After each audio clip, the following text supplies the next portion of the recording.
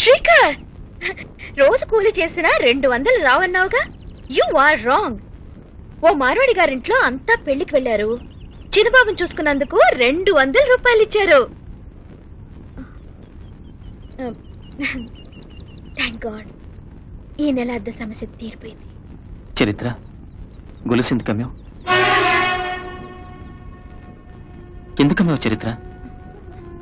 నాకు చెప్పకుండా ఎవరమ్మమన్నారు?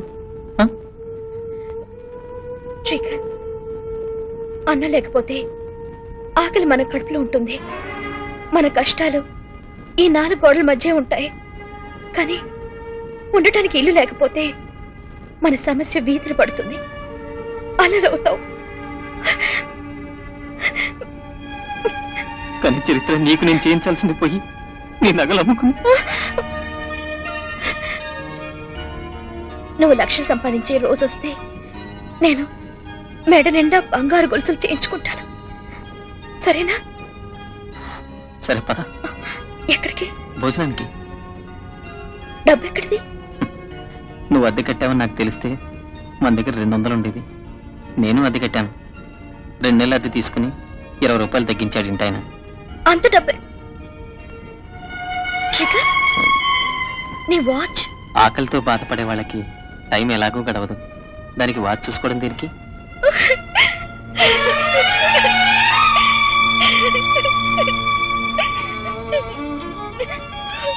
చరిత్ర, ఎప్పుడు చీకటే ఉండదు. కష్టానికి అర్థం ఏమిటో తెలుసా? సుఖం ముందు రాబోతుందని.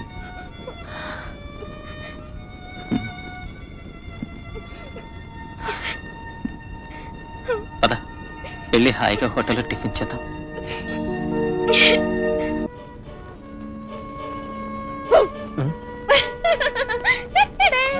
ఏమిటి ఇవాళ హుషారుగా ఉన్నావు? ఇవాళ హుషారైన రోజు హుషారుగా ఉన్నాను. ఎందుకని? ముందు నువ్వు కళ్ళు మూసుకో. ఎందుకు? మూసుకో బాబు.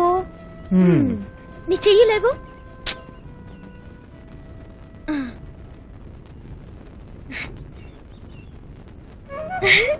చరిత్ర, నా వాచ్ విడిపించడానికి నీకు డబ్బు ఎక్కడిది? ఎక్కడిది? సంపాదిస్తే వస్తుంది. ఇవాళ భోజనం ఎక్కడ చేద్దాం? సీపల్, దసపల్ల, డాల్ఫిన్. డాల్ఫిన్ లోనా? ఎంత అవుతుందో తెలుసా? 300 చాలా? చరిత్ర, చరిత్ర, నిన్నే ఇంత డబ్బు ఎలా సంపాదించావు? శ్రీకర్, అనవసరంగా ప్రశ్నలు అడగటం మానేస్తావా ప్లీజ్? చరిత్ర, నాకు తెలిసేలోగా నువ్వేదైనా తప్పుతావలో. డోంట్ వరీ శ్రీకర్, ఈ చరిత్ర ఒక్కనాటికి ఎలాంటి తప్పు చేయదు. శ్రీకర్, ఈ ప్రపంచంలో గొప్ప గొప్ప పనులన్నీ చాలా సులువుగా జరిగిపోతుంటాయి. జరుపుకోవడం తెలియని వాళ్లే బాధపడతారు. ఏమిటి కొత్త భాష? భాష కొత్తదే గాని బాధ పాతదే. శ్రీకర్, ఎన్నాళ్ళైంది మనం కడుపు నిండా భోజనం చేసి. ఆకలిని దాచుకోవడానికి నువ్వు పడే యాతన్ని చూసినప్పుడల్లా నిన్నెందుకు కలిశానా అని బాధపడుతుంటాను. మన ఇళ్లలో బాధల నుంచి తప్పించుకోవడానికి ఇద్దరం కలిసావు. కలిసి కొత్త బాధలను సృష్టించుకుంటున్నావు.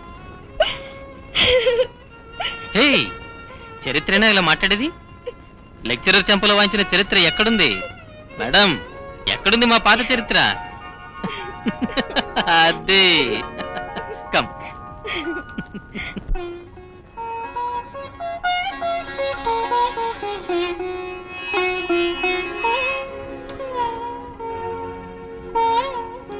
నువ్వు తిను. నేను చూస్తుంటే నాకు తినకుండానే కడుపు నిండిపోతుంది.